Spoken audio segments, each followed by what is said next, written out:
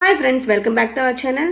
ఈ రోజు అయితే మనం క్యాబేజ్ అనేది స్మెల్ రాకుండా, అలాగే దాంట్లో ఉన్న పోషకాలు ఏవి బయటికి పోకుండా మనం ఇంట్లోనే హోటల్లో చేసే విధంగా చేసుకోవచ్చు.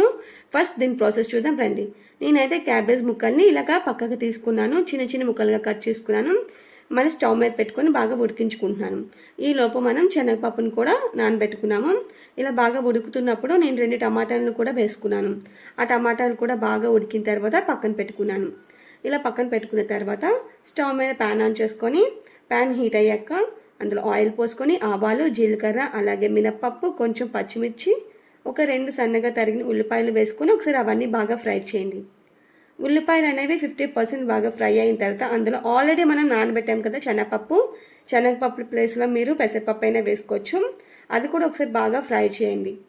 అవన్నీ బాగా ఫ్రై అయిన తర్వాత ఆల్రెడీ మనం ఉడకపెట్టుకున్నాం కదా, ఆ క్యాబేజీని కూడా వేసుకుని ఒకసారి బాగా కలపండి. క్యాబేజ్ అనేది మీడియం ఫ్లేమ్లో ఒక 2-3 మినిట్స్ బాగా ఫ్రై అయిన తర్వాత అందులో కొంచెం పసుపు, అలాగే ఉప్పు వేసి ఒకసారి బాగా కలపండి.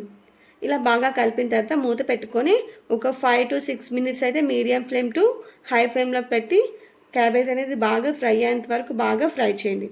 ఒక 5 మినిట్స్ తర్వాత చూడండి, క్యాబేజ్ అనేది బాగా ఫ్రై అవుతుంది కదా, అలాగే కలుపుతూ అడుగు మాడిపోకుండా అలాగా ఫ్రై చేసేయండి. ఇప్పుడు అందులో ఆల్రెడీ మనం ఉడకబెట్టాం కదా, ఆ టమాటాని ఇలా స్మాష్ చేసుకుంటూ వేసుకోండి.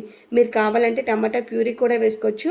మనం ఫ్రై చేస్తున్నాం కాబట్టి నేను టమాటాని స్మాష్ చేసుకున్నాను. ప్యూరీ అయితే గ్రేవీలాగా అయిపోతుందని అది కూడా మూత పెట్టుకొని ఒక 2 మినిట్స్ పాటు బాగా ఫ్రై చేయండి. ఇలా బాగా ఫ్రై అయిన తర్వాత అడుగు మాడిపోకుండా అలా కలుపుతూ ఉండాలి. ఇప్పుడు మనం అందులో కొంచెం కారం, అలాగే ధనియా పొడి, మీరు కావాలంటే గరం మసాలా కూడా వేసుకోవచ్చు. ఆ మసాలాలను కూడా ఒకసారి బాగా ఫ్రై చేయండి. ఇలా బాగా ఫ్రై అయిన తర్వాత ఒక 2 మినిట్స్ పాటు స్టవ్ ఆఫ్ చేసుకొని అంతేనండి.